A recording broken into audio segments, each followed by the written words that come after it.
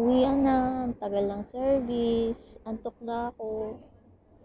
Ay, ang hirap talaga maging OFW.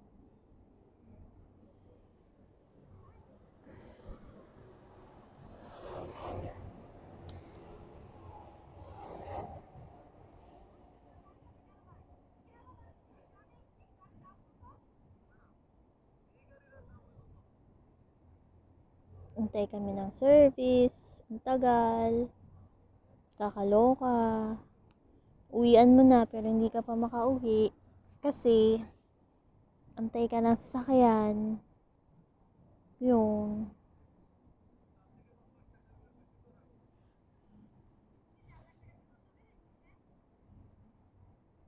Madaling araw na dito. Yan. Madaling araw na. Good morning na sa Pinas. Ako naman ay hindi pa natutulog. Okay, bye.